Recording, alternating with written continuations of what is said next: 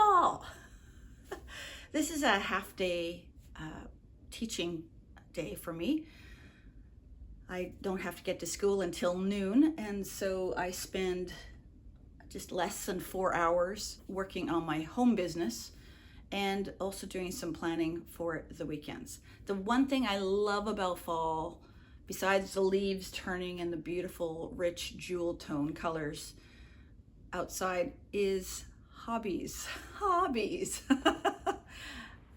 I find the fall is, when it's just that season of coziness, warm blankets, it's raining and cold and wet outside, and I just want to either snuggle up with a book or work on a puzzle or do something. So what I thought I'd do is I'd share with you some of the hobbies that I'm thinking of doing this fall. Some of these I've already done in the past, might be revisiting them this fall, and then I'd love to hear from you what hobbies you like to do during the fall. So where did hobbies come from? I did a little bit of Google searching because I was curious as to the history of hobbies. They date way back. Ancient civilizations, ancient Greece, ancient Rome, ancient Egypt. Hobbies were considered something to do with something that only the elite did.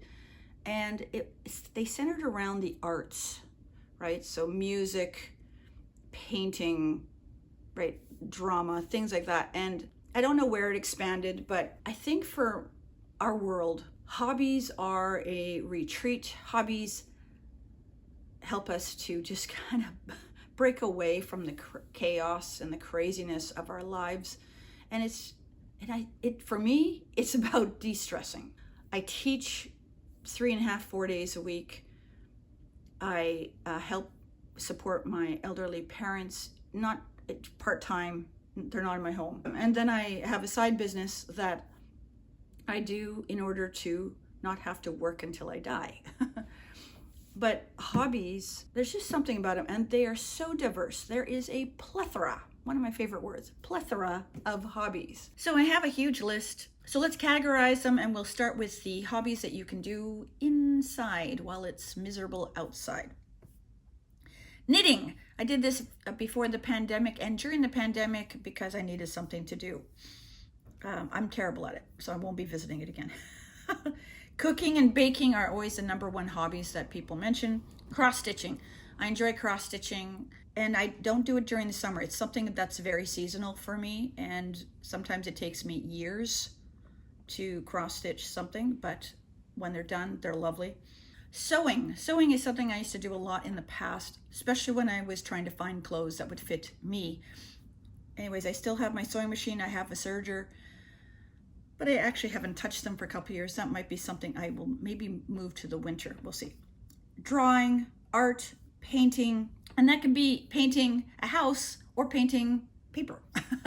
What are those things called? The sketch things. What, I don't even can't remember. But that could be painting on the small scale, or that could be painting on the big scale. Scrapbook. Years ago, I changed my scrapbooking from paper because it was taking way too long and it was costing me way too much money, to now I do digital ones on a website called Shutterfly. And every Christmas, I make calendars for the family. So I make one calendar, copy it, or print it off 5 times for family members, and they know they're getting them. That's their stocking gift. I also make a book for my mom for her birthday because she likes them, and we counted, she has over 20 of them. So I've been doing this for a while. Super easy to make. They even offer to do them for you. Learning a new language. I do this every morning. I used to teach at a school that was dual track, so it was English and French, and I did French in high school, university, but I kind of got away from it. I enjoy it, so I do it every morning, still in bed. Family history. I went on Ancestry years ago, and I started also a scrapbook for my family history, and it's something I got away from. This summer, I went and visited family in the prairies, and it's something I'd like to get back to either this fall or maybe even into the winter. Playing an instrument, cleaning, decluttering. Some people find this a hobby. I find this a chore, but that's okay. Animals. Animals are both a hobby and a passion and work. They are not something that just feed themselves. They remind me all the time that they need feeding. and brushing and loving. Music listening. I love to listen to classical instrumental music. It's just calming. Sometimes I have it playing.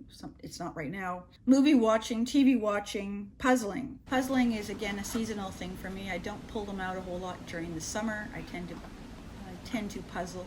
During the fall and winter months, I have a small collection. I usually exchange puzzles with friends. That's a lot of fun. Reading. This is always on people's top list. I read using 3 different formats. One of them is, of course, the hardcover. I will read with ebooks, and I will also listen to audiobooks, especially when I'm in the car and I have a distance of more than about 15 minutes. I will listen to one too. I like to do cards, playing cards. My family grew up on board games and cards, and I still to this day do them. When I take dinner over to my dad twice a week, we play a card game called Lamsey. It's 50-50. He would say I win most of the time. I think it's pretty even.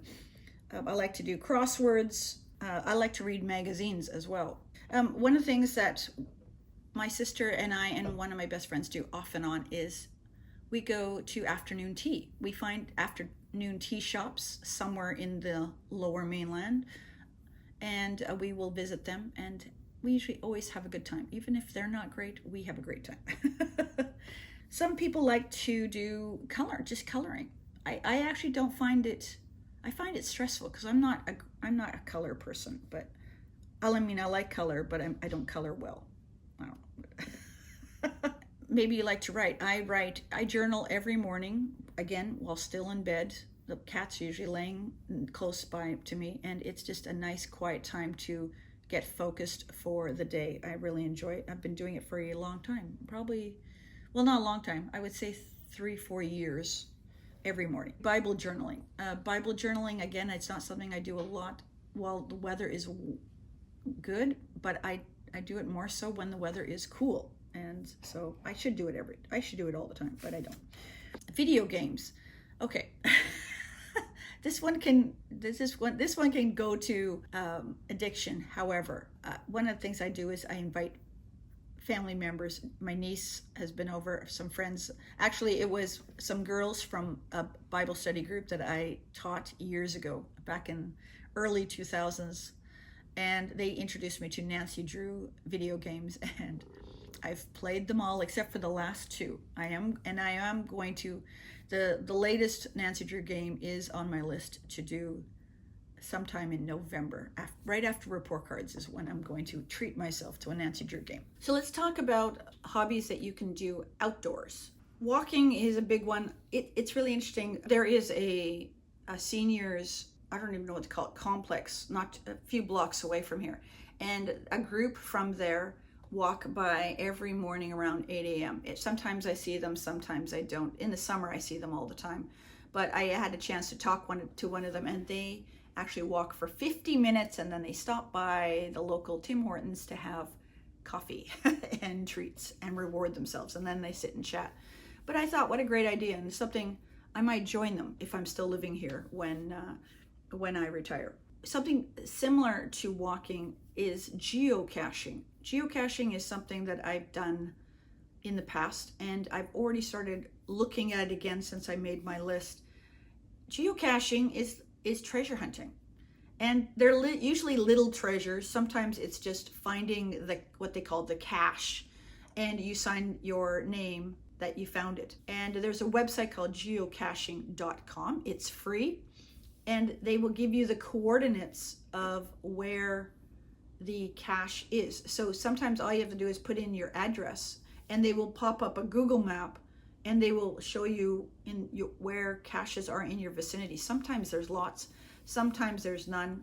A previous place I lived, there was one, and then this area where I am now, there are like 7 or 8. So I've already found 3. I think I've found 3, but there's a couple newer ones that I'm going to go check out, and I will take you along when I do one of those. Keeping along the lines of walking, you could have a hobby of exploring local or national parks.